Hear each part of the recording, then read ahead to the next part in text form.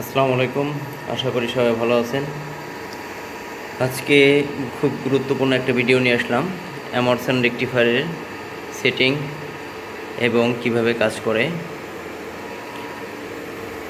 দেখতে পাচ্ছেন আপনাদের সামনে এমারসন রেকটিফায়ারের কিছু মডিউল এবং কন্ট্রোলার।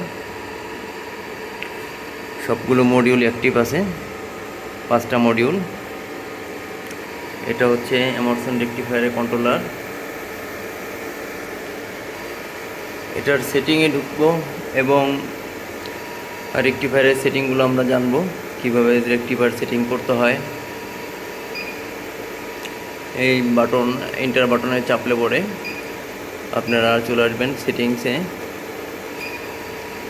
সেটিংসে চলে আসার পরে এখানে দেখতে পাচ্ছেন অ্যালার্ম সেটিং, ব্যাটারি সেটিং এবং এসি সেটিং।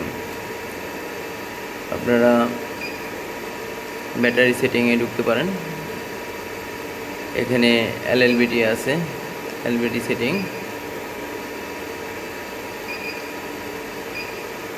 এই দেখতে পাচ্ছেন এখানে এলএলবিডি আছে 47.4 এবং বিএলবিডি আছে 45.9।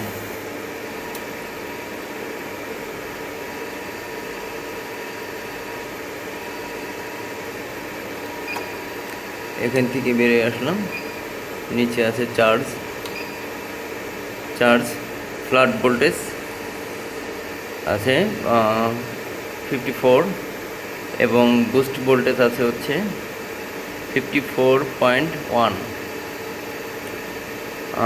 চার্জ লিমিট, যেটা লিমিট দেখতে পাচ্ছেন 0.200 C10, এটা চার্জ লিমিট। আর এখানে ওভার চার্জ লিমিট দেওয়া আছে 300 C10, এটা ওভার চার্জ লিমিট।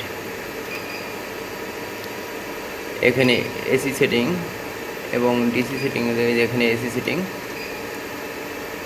এখানে ওভার ভোল্টেজ 280 আর লো ভোল্টেজ 180। আর নিচে AC input 3 phase.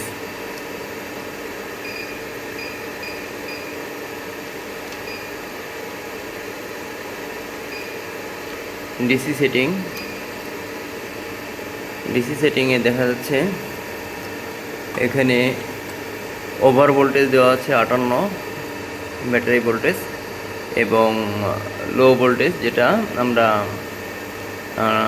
Low voltage যে অ্যালার্মটা পাই 48.4 লো ভোল্টেজ।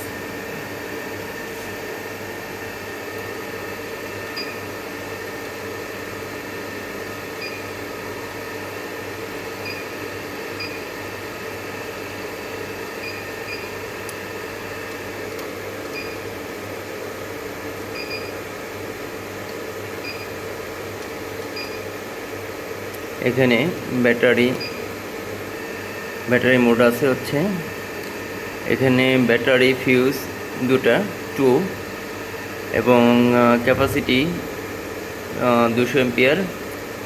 আর ব্যাটারি ব্যাংক আছে দুটা, মানে ইয়াটা হচ্ছে টাইপ হচ্ছে 2, দুই ব্যাংক ব্যাটারি, এই কারণে টাইপ 2। এবং battery string 1 yes, battery string 2 yes, দুটোই আছে।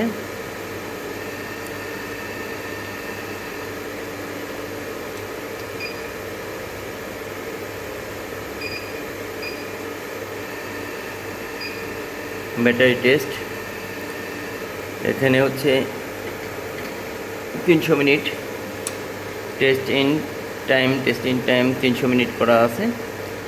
এইভাবেই এটা সেটিং করতে হয়।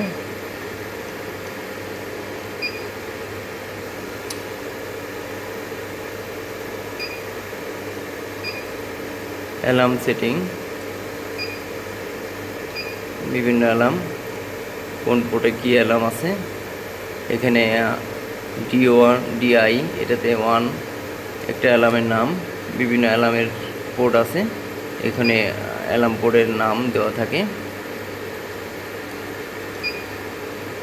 আশা করি বুঝতে পারলেন কিভাবে রেকটিফায়ার সেটিং দেখতে হয় এবং করতে হয়। আজ এই পর্যন্তই। আল্লাহ হাফেজ, দেখা হবে অন্য কোনো ভিডিওতে।